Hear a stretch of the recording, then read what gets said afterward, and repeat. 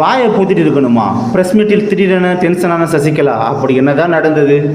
எனது வாயை பூத்திட்டு இருக்கணுமா என்று எடப்பாடி பழனிசாமி குறித்த கேள்வியால் பிரஸ் மீட்டில் திடீரென்று சசிகலா டென்ஷன் ஆனார்.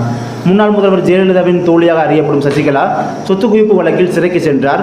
இந்த சமயத்தில் அவர் அதிமுகவிலிருந்து நீக்கப்பட்டார். இதையடுத்து சிறையில் இருந்து வெளியே வந்த பிறகும் சசிகலாவை அதிமுகவில் சேர்க்கவில்லை. தற்போது அதிமுக முன்னாள் முதல்வரும் எதிர்க்கட்சித் தலைவருமான எடப்பாடி பழனிசாமியின் கட்டுப்பாட்டில் உள்ளது. இத்தகைய சூழலில்தான் லோக்சபா தேர்தலில் தமிழகத்தில் ஒரு தொகுதியில் கூட அதிமுக மற்றும் அது கூட்டணி கட்சி வேட்பாளர்கள் வெற்றி பெறவில்லை.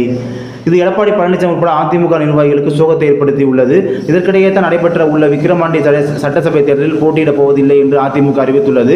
இதன் தொடர்ச்சியாக இன்று சென்னை போயஸ் கார்டனில் உள்ள இல்லத்தில் சசிகலா பத்திரிகையாளர் சந்திப்பு நடத்தினார். அப்போது சசிகலா தமிழக அரசு மற்றும் எடப்பாடி பழனிசாமி கடுமையாக விமர்சனம் செய்தார். தமிழக அரசை விமர்சனம் செய்யும் போது மக்கள் பிரச்சனைகளுக்கு இந்த அரசு சரிவர தீர்வு காணவில்லை. கொடநாடு வழக்கை வைத்துக் கொண்டு அதிமுக நாடகமாடி வருகிறது. திமுக அரசின் விசாரணை ஆமவேகத்தில் செல்கிறது. அந்த வழக்கை இன்னும் திமுக முடிக்கவில்லை.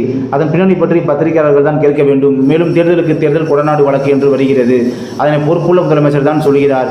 இந்த வழக்கை அவர் விரைவாக நடத்த வேண்டும். ஆனால் அவர் அதனை செய்யவில்லை என்றார். இந்த வேளையில் பத்திரிகையாளர்கள் அதிமுகவை ஒருங்கிணைக்கும் பணி குறித்து கேள்வி எழுப்பினர். அதற்கு சசிகலா, அதிமுகவை ஒருங்கிணைக்கும் பணி நடந்து வருகிறது என்றார்.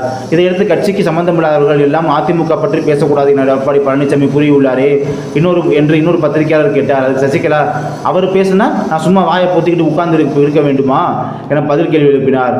அதோடு இந்த பத்திரிகையாளர் சந்திப்பில் மீண்டும் தான் அதிமுகவில் ரீஎன்ட்ரி கொடுக்க உள்ளதாகவும் அதிமுக அழிந்து விட்டதாக யாரும் நினைக்க வேண்டாம் என்றும் சசிகலா தெரிவித்தார் என்பது குறிப்பிடத்தக்கது.